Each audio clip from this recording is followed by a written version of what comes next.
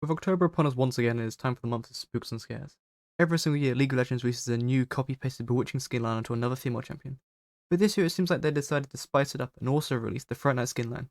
6 skins heavily inspired from the aesthetic of Tim Burton. Before we get into this video is inspired by Nicky Boy's Rapid Fire skin review series, so if by unlikely odds you found my video before his, I will leave a link in the description to his channel. Now then, let's begin. Fright Night Annie. This skin is great. The animated sketch lines make it look like she is hand-drawn. The recoil animation of the teddy bear Tibbers messing around is cute. The jack-in-the-box nod to Shaker. The purple sketch effects from her auto attacks. Tibbers smiling in her W and Tibbers himself looking rather dashing in his suit and top hat. This skin just comes together to make a really solid, complete package. Fright Night Nautilus. Let's be honest, it's just Chandelure. But I like Chandelure, so I like the skin. I really like that Nautilus' hook has the appearance of Church Roof, and combine that with his Q makes one of, if not the best hook animation from all of his skins. I do, however, think the skin is let down by the rest of his design though. The sound effects are really good, but everything else just kind of alright.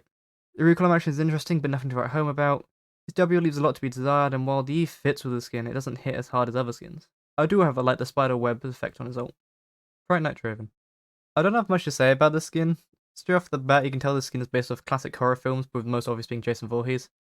And I just think the skin is a bit too safe. Nothing particularly stands out. The idea of using chainsaws rather than axes is a cool idea, but it's just let down by the lack of sound effects. The entire skin just needs that little extra something for it to be an amazing skin. Fright Night Renata.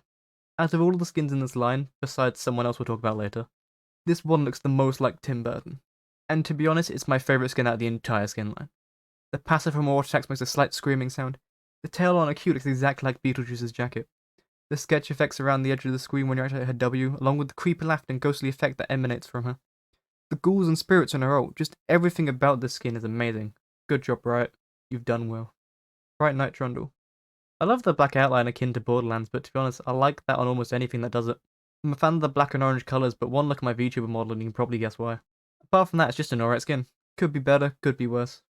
Fright Night Urgot. Let's just raise our hands and be honest, it's just Oogie Boogie.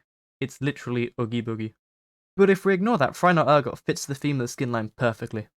All the visual effects fit the design, the sound effects are spot on, and Urgot as a character feels like he was meant to be a Tim Burton villain. Just like Annie and Renetta, Riot has nailed it with this skin. Overall, I think the Fright Night skin line is amazing. It's a nice change from the bland superhero or anime boys we've been getting recently. Riot should have doubled down the skin line and made it Halloween skin this year, rather than the bewitching, and I hope they continue this line next year. If I were to add another legend to the skin line, it's a no-brainer pick for Vex. Her entire design is goth girl, and I think it would fit the skin line perfectly. It's been 379 days since Vex's release, and I think it's about time she gets a new skin. Plus, with Vex being one of the most played mid laners at the moment, it's easy money for Riot. Tell me what you think. Do you agree with my opinions about the skin line, and who do you think Riot should add to the Fright Night skins? Leave it in the comments below. Until next time, see ya.